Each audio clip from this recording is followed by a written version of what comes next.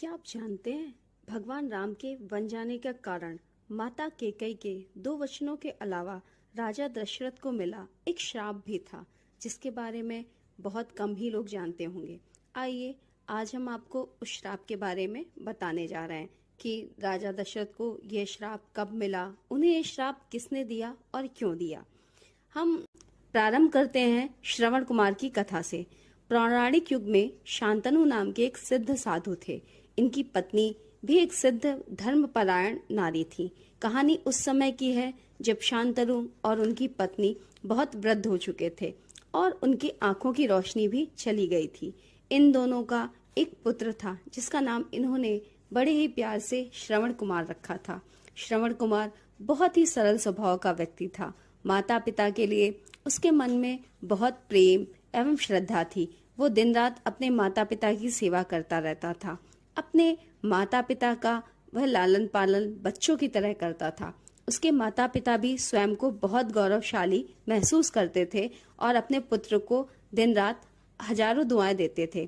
कई बार दोनों एक दूसरे से कहते थे कि हम कितने धन्य हैं कि हमें श्रवण जैसा मातृभक्त पुत्र मिला, जिसने स्वयं के बारे में न सोचकर अपना पूरा जीवन वृद्ध नेत्रहीन माता पिता की सेवा में लगा दिया। इसकी जगह यदि कोई और अन्य होता तो विवाह के बाद केवल स्वयं का ही हित सोचता और बूढ़े नेत्रहीन माता पिता को वहीं छोड़ आता, खुशी से अपना जीवन यापन करता कहीं दूर रहकर।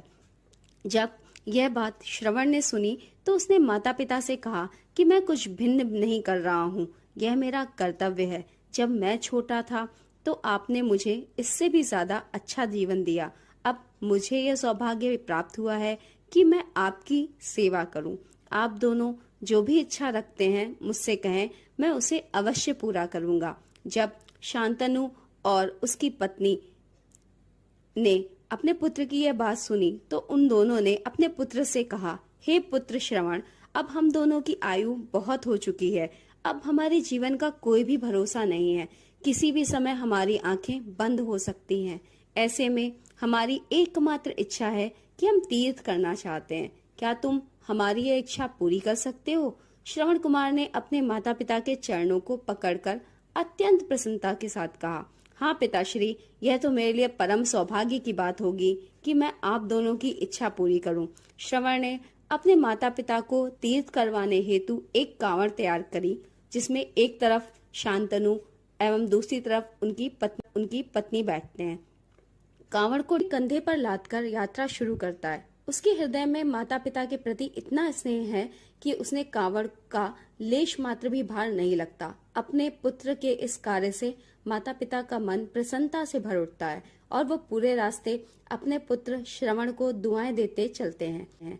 तीर्थ करते समय जब वो तीनों अयोध्या नगरी पहुंचते हैं तब माता पिता श्रवण से कहते हैं क्यों नहीं है। श्रवण कांवड़ को रखकर जंगल में हाथ में पत्तों का पात्र बनाकर सरयू नदी से जल लेने जाता है। उसी समय वन में अयोध्या के राजा दशरथ आखेट करने के लिए निकले थे और उन्हें घने वन में हिरण का शिकार बनाने के लिए उसके पीछा कर रहे थे। तभी उन्हें घने जंगल में झाड़ियों के पार सरयू नदी से पानी में हलचल की आवाज सुनाई देती है।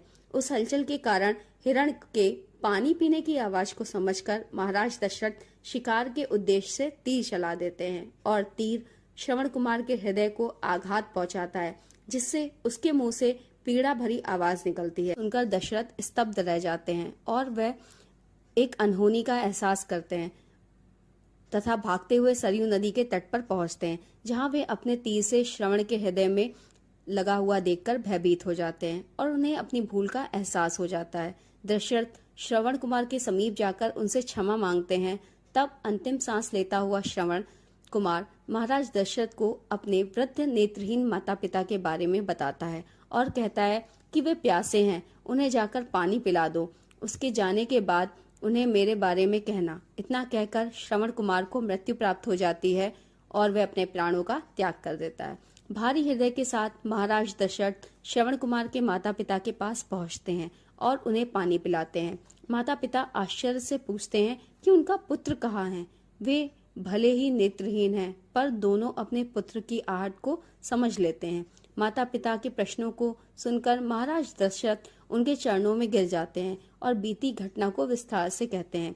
पुत्र की मृत्यु की खबर सुनकर माता पिता घोर विलाप करने लगते हैं और दशरथ से उन्हें अपने पुत्र के पास ले जाने को कहते हैं। महाराज दशरथ कावड़ उठाकर दोनों माता पिता को श्रवण के शरीर के पास ले जाते हैं। माता पिता बहुत जोर जोर से विलाप करने लगते हैं। उनके विलाप को देखकर महाराज दशरथ को अत्यंत ग्लानि का आभास होता है और वे अपनी करनी की क्षमा याचना करने लगते हैं। लेकिन दुखी पिता शांतनु महाराज दशरथ को श्राप देते हैं कि जिस तरह पुत्र वियोग में तड़प तड़प कर मर रहा हूँ, उसी तरह तुम भी पुत्र वियोग में मरोगे। इतना कहकर वो दोनों माता पिता अपने शरीर को त्याग कर देते हैं और मृत्यु को प्राप्त हो जाते हैं।